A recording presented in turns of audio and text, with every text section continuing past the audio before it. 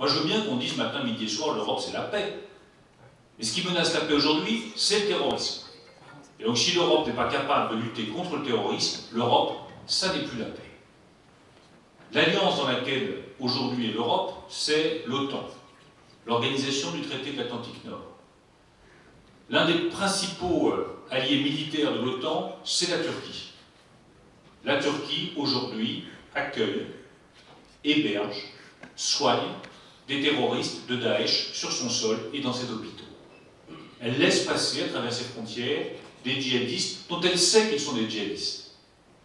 Comment se fait-il que l'Union européenne ne soit pas capable de construire sa propre défense européenne et sa propre alliance stratégique et continue à être pieds et poings liés avec une alliance stratégique qui accepte qu'un de ses membres ne lutte pas contre le terrorisme islamiste? Les gens ne peuvent pas comprendre ça. Et ils ont raison. Moi, j'ai eu l'occasion de rencontrer Mme Merkel il y a quelques jours, je l'avais vu également en décembre, et à chaque fois que je vois des députés allemands, CDU, je leur dis la même chose. Moi, je veux bien que vous nous fassiez des reproches sur notre dette, vous avez raison. Je veux bien que vous nous fassiez des reproches sur notre compétitivité, vous avez raison. Mais moi, j'aimerais bien vous faire le reproche de ne pas nous aider sur le terrain à lutter contre l'islamisme radical. Vous ne pouvez pas nous laisser, vous les Allemands, seuls face à cette menace. Donc comment alors renforcer la voie de l'Union européenne? Plus de fédéralisme? Parce qu'en même temps, les peuples européens semblent le rejeter. Comment faire? Le renforcement de l'Union européenne, c'est donner un sens à l'Union européenne. Elle n'en a aucun aujourd'hui. Si quelqu'un dans cette salle peut me dire où va l'Union européenne, qu'il me le dise. Personne ne sait où va l'Union européenne. C'est quoi son objectif stratégique? Elle sert à quoi? C'est quoi ce que nous défendons? C'est la paix? Si c'est la paix, il faut une défense européenne. C'est la prospérité? Si c'est la prospérité, il faut un gouvernement économique européen à 18 au sein de la zone euro. Il n'y en a toujours pas. C'est la lutte contre l'immigration illégale? Dans ce cas-là, il faut qu'il y ait la libre circulation à l'intérieur de Schengen, mais aussi le contrôle des frontières extérieures de l'Union. Il n'y en a pas. On manque de leadership européen. Il n'y a aucun leadership européen. Il y a une somme d'États qui sont ensemble, qui discutent ensemble, qui travaillent ensemble, mais qui n'ont plus de projet ensemble. Et c'est ça que je trouve absolument dramatique. On ne sait pas où nous allons, pour quel projet, pour quel idéal. Un peu d'idéal en Europe, il n'y en a plus. C'est devenu une gigantesque machine technocratique qui tourne d'elle-même, toute seule, qui produit des normes, des règles, des obligations, sans jamais avoir de compte à rendre politiquement. Regardez ce qui s'est passé encore récemment, l'Union européenne qui réclame 1 milliard d'euros à la France sur la PAC. Parce que, soi-disant, on n'aurait pas assez bien exercé nos contrôles. Mais je trouve ça absolument et proprement scandaleux. Ces contrôles, ils ont été faits le mieux possible. Alors c'est vrai que parfois, à quelques centimètres près, on n'a pas bien contrôlé une bande enherbée qu'on doit mettre au bout d'un champ pour respecter telle obligation environnementale. Et 5-6 ans plus tard, l'Union européenne revient, elle vient faire son mentor et nous dire voilà, vous n'avez pas assez bien respecté telle ou telle règle, il faut redonner 1 milliard d'euros à la politique agricole commune. Mais vous poussez un peu plus les agriculteurs dans les bras du Front National. Moi j'ai dit à Jean-Claude Juncker il y a quelques jours, mais qui politiquement va arrêter ces conneries? Qui un jour va taper du poing sur la table et dire écoutez, c'est peut-être ça juridiquement, mais politiquement, ça ne tient pas la route. Ça me rappelle ce qui s'était passé sur le programme d'aide aux plus démunis. On est en plein hiver, il fait froid, on est en pleine crise économique, on est en 2008, le nombre de personnes qui souffrent de la faim dans un continent développé comme l'Europe est en train d'exploser, et là, la Commission européenne décide de suspendre l'aide aux plus démunis, c'est-à-dire le soutien aux Restos du Cœur, au Secours catholique, à tous ceux qui distribuent de quoi manger à ceux qui n'ont pas de quoi se payer à manger. Mais moi, cette Europe-là, j'en veux pas, je vous le dis tout de suite, je préfère rentrer chez moi. Je ne veux pas de cette Europe-là. Vous allez voir le commissaire européen, qui est chargé du droit, qui est un Allemand, pas de bol pour nous. Je le vois, je dis, écoutez, vous n'allez quand même pas suspendre le versement de l'aide alimentaire aux plus démunis, enfin, ça ne tient pas la route, ça. Il fait froid, les gens ont faim, les Restos du Cœur font un boulot formidable, les organisations caritatives font un boulot formidable, vous ne pouvez pas suspendre l'argent. Le gars responsable d'affaires juridiques à la Commission européenne me répond, c'est moi qui ai le pouvoir. Si c'est lui qui a le pouvoir, et pas le responsable politique, moi je ne veux pas de cette Europe-là. Si quand il n'y a plus d'aide pour les plus démunis, C'est un directeur des affaires juridiques qui s'est jamais présenté devant un électeur, qui a de compte à rendre à personne, qui prend la décision à la place des responsables politiques élus. Je ne veux pas de cette Europe-là. Et c'est à ça qu'on est arrivé. Moi, je veux qu'on rétablisse un idéal, un cap politique et un fonctionnement politique.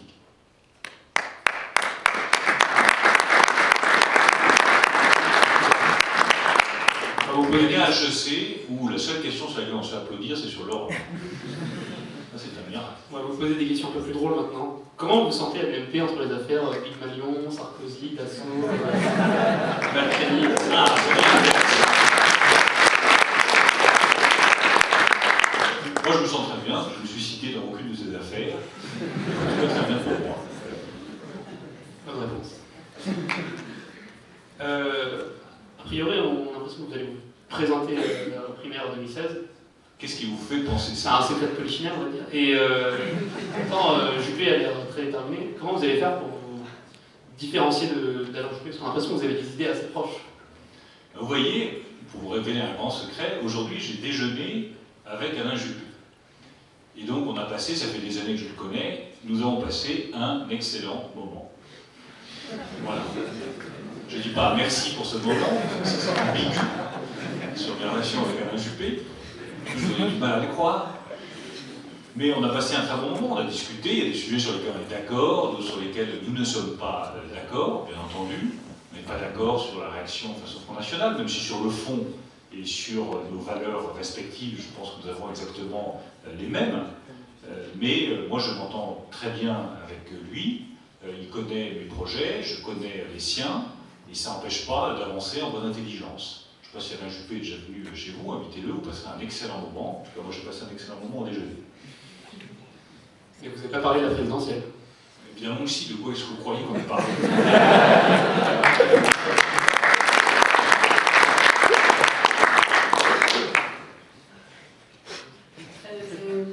Simplement, pour en revenir à votre dernier livre, À nos enfants, vous avez dressé le portrait d'une France assez sombre, où justement la parole politique est difficilement crédible.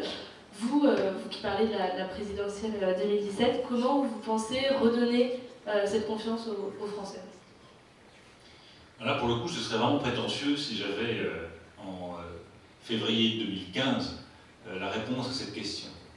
Mais je pense que tout est usé dans la vie politique française. Le fonctionnement du Parlement est usé. Les heures que nous passons actuellement à examiner un texte qui n'est même pas au cœur des préoccupations des gens, c'est complètement usé. Le recrutement est usé. Enfin, on est le seul pays au monde, je vous le signale, vous gardez sa capacité d'étonnement, c'est très important, où le président de la République, le secrétaire général de l'Élysée, la ministre de l'Environnement, le ministre des Finances, le ministre de l'Économie, sont tous sortis de la même école. Et certains de la même promotion, de la même école. Quand voulez-vous que ça n'explose pas à un moment ou à un autre? Et le Front National est pour beaucoup d'électeurs, des millions d'électeurs, le moyen de faire exploser la machine.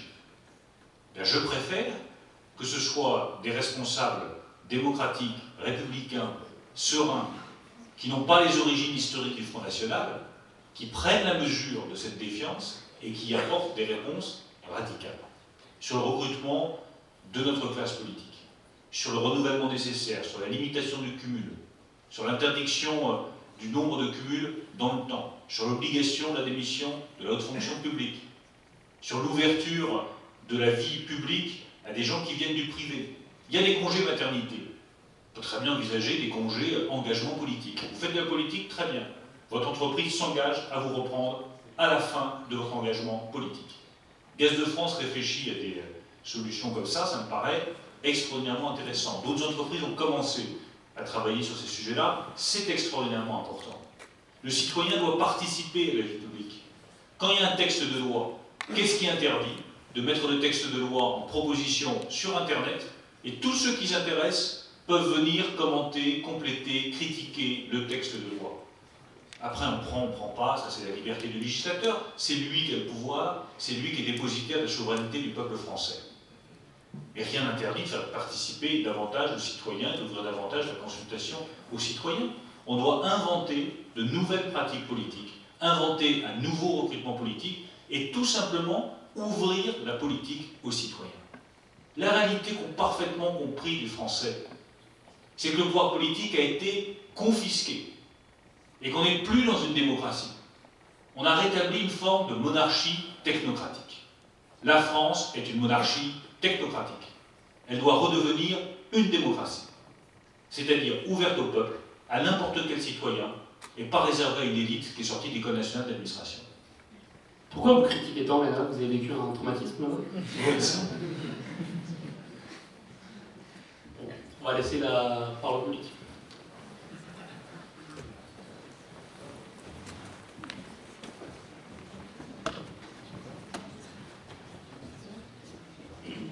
J'aurais juste une petite question avant.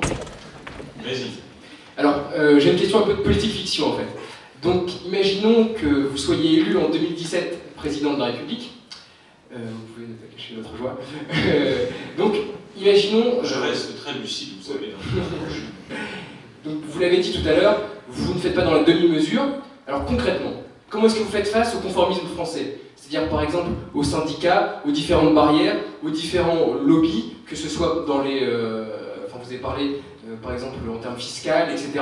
Comment est-ce que vous faites face, vous, à toutes ces barrières? Parce que, par exemple, on avait reçu l'année dernière M. Jean-François Copé, paix à son âme, et lui avait dit justement qu'il voulait gouverner par décret. Et donc ça casse. Alors, comment est-ce que, qu'est-ce que vous feriez, voilà, président en 2017? Un mois président, en somme. Alors je n'aurais pas l'outrecuidance de m'aventurer là-dedans, je vous dis juste que la réponse à tout cela, elle est simple, c'est le peuple français. Du jour où vous êtes élu, seule chose qui compte, c'est de respecter le contrat que vous avez passé avec le peuple français. Je pense que toutes les déceptions sont toujours venues du moment où un président élu, sitôt élu, se dit que plutôt que de respecter le contrat qu'il a passé avec le peuple français, il vaut mieux attendre, tergiverser ou composer avec des personnes qui n'ont pas forcément voté pour lui. La deuxième chose, j'en ai discuté une fois avec quelqu'un pour lequel j'ai beaucoup d'admiration, qui est le chancelier allemand Gerhard Schröder. Et Gerhard Schröder a une théorie là-dessus, il dit la seule chose qui compte, c'est la rapidité d'exécution. Vous avez 6 mois. Passez 6 mois, toutes les portes se referment. Quelle que soit votre élection, quel que soit le soutien populaire. Donc il faut aller vite, et pour aller vite, il faut s'être bien préparé. Si vous voulez faire un 100 mètres très vite, il faut vous être entraîné beaucoup avant pour que chaque foulée soit efficace. Moi je refuse d'être la caution d'un retour raté de la droite au pouvoir. C'est-à-dire une droite qui reviendrait, qui serait une droite revancharde. Je ne veux pas de droite revancharde. La droite qui se dit on va prendre sa revanche sur François Hollande. Moi je n'ai aucune revanche à prendre sur qui que ce soit. Et je pense que la droite ne doit pas revenir au pouvoir pour prendre sa revanche sur qui que ce soit, mais pour faire ce qu'elle n'a pas eu le courage de faire depuis 30 ans. C'est ça la vraie responsabilité de la droite.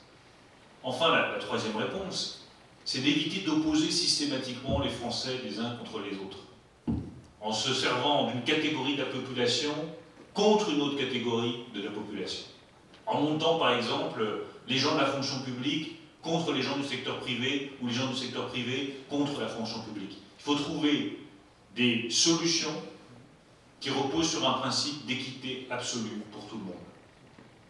Prenez des tout petits exemples qui suscitent une colère que vous ne soupçonnez même pas chez les gens. Le jour de carence. Ça paraît être un micro-truc, le jour de carence. Et vous n'imaginez pas les dégâts qu'ont fait dans la population française les décisions de suppression du jour de carence pour les fonctionnaires. Parce que pour tous ceux qui ont un jour de carence, ou 2 jours de carence, c'est-à-dire que dès qu'ils tombent malades, ils perdent leur salaire, donc ils ne peuvent pas tomber malades. Quand vous faites de la découpe de charcuterie chez Erta, dans une usine d'industrie agroalimentaire du Nord, vous êtes payé 1 250 € par mois, que l'usine est à Arras, et que vous habitez à 50 km d'Arras, et que vous êtes mère de famille, mère célibataire, que vous devez déjà dépenser 200 € par mois pour faire l'aller-retour en voiture jusqu'à votre usine de charcuterie, qu'il faut dépenser de l'argent pour la garde de l'enfant, et qu'un jour, il fait très froid dans votre industrie agroalimentaire, dans les halls où vous faites la découpe, vous attrapez la grippe, et que vous êtes absent pendant 2 jours, ou 3 jours, et que dès le premier jour, vous perdez votre salaire, alors que le fonctionnaire d'à côté peut être absent et continuer à toucher son salaire, là, vous créez une colère populaire que vous ne soupçonnez même pas. Il faut de la justice, il faut de l'équité pour que les choses puissent passer. Dès que vous faites des traitements différenciés entre les uns et les autres, en France, pays qui a la passion de l'égalité, comme vous le savez, ça ne passe pas. Bonsoir, monsieur le maire. Bonsoir. Je voudrais connaître votre position sur une question qui vous échappe pourtant, mais qui n'a pas été abordée encore ce soir. Je veux parler de l'éducation. Quelle réponse apporteriez-vous à la montée de l'illettrisme et à ce qui se passe dans de plus en plus de classes en France, c'est-à-dire le défi fait à l'autorité des professeurs, notamment? Alors merci effectivement de poser cette question, parce que c'est pour moi la question politique majeure. Avant l'économie, avant la fiscalité, avant la sécurité, je pense que le plus grand défi aujourd'hui pour la droite, c'est l'éducation. Et moi, c'est le sujet que je mettrais en avant. C'est pas évident d'avoir des réponses qui soient efficaces, tangibles, concrètes aux problèmes de l'éducation actuelle. Là aussi, je vous donne quelques exemples pour vous faire comprendre à quel point il faut garder ses capacités d'étonnement. C'est ce qu'on perd le plus vite en politique, c'est ce qu'on perd le plus vite avec l'âge, et c'est ce qui est le plus important si on va apporter des solutions vraiment nouvelles. J'entends Najat